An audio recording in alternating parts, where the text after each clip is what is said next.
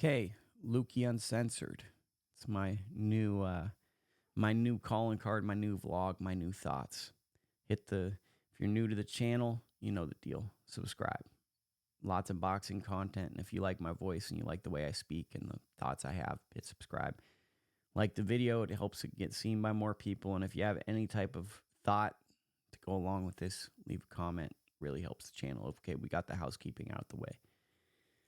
One thing in the aftermath of Jake Paul versus Anthony Joshua, we really have to be careful with and think about deeply as just, people that love this sport is it's quite clear that was it's a spectacle. It was a great fight. It was an entertaining fight. And, Jake Paul suffered real consequences from it. And credit to him because it's very dangerous to get in the ring with a concussive puncher like an Anthony Joshua, and to take the damage from a Joshua, that's no laughing matter, and no one should ever question that because no one wants to ever have a broken jaw. And I think that's something we also underestimate, right?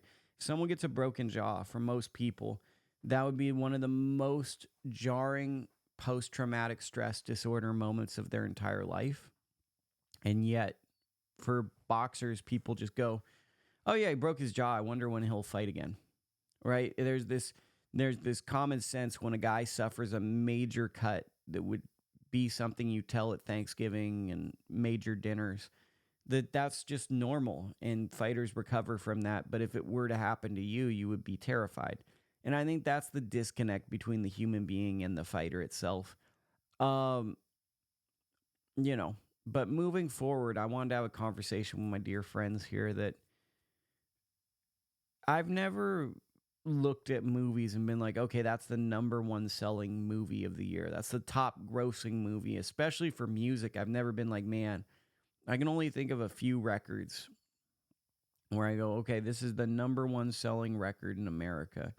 This is what I'm going to be listening to, right?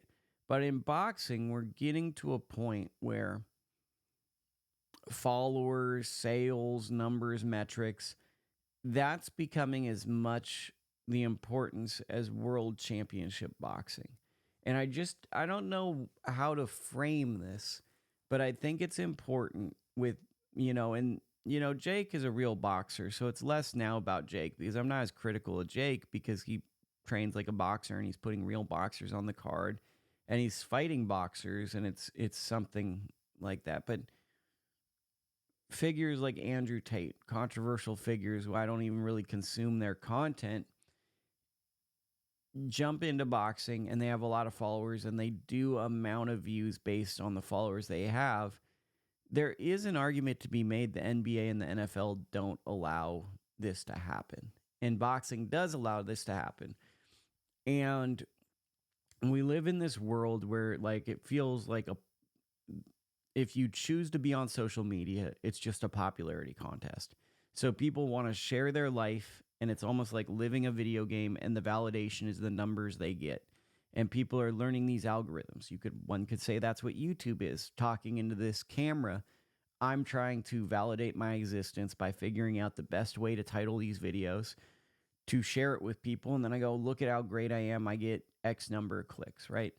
When that is the world we live in, where does talent necessarily rank? Where does world championship boxing necessarily rank? That is the question we need to constantly ponder. I'm not saying it's not in the equation. I'm not saying that it will leave the equation, but I think that we always need to bring that up is where does this fight fit into world championship boxing?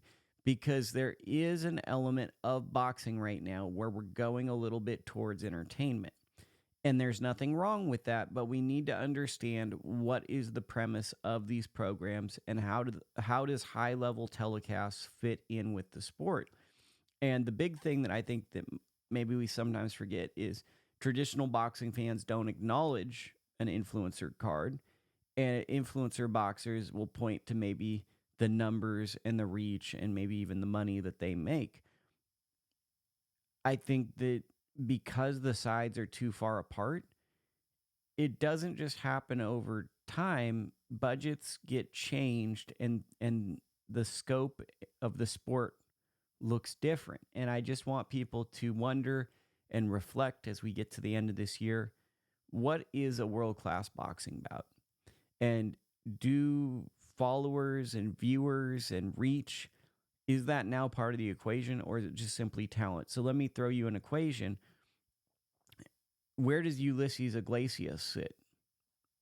All right, because to me, he's possibly a pound for pound level fighter in the next 3 to 5 years. Yet I don't know how many people follow him on social media. I've never once heard an interview with him, but I love the way he fights. And then when you have fighters that have a more broad reach, we could pick any number. Are they going to consistently get top billing over him? Probably, to a certain extent, right? Logic says that. But where are the main event cards at what level currently in the sport for guys like Iglesias to get main event world championship opportunities and to get his reps to build fans? That's kind of what I'm grappling with and talking about, because that is what the next generation is going to be. We're mostly on streaming. This is the streaming era. How do kind of purist boxers get noticed that don't have a strong social media presence? And is that even a thing? Is this archaic? So that's what I wanted to discuss for this little video. Let me know your thoughts.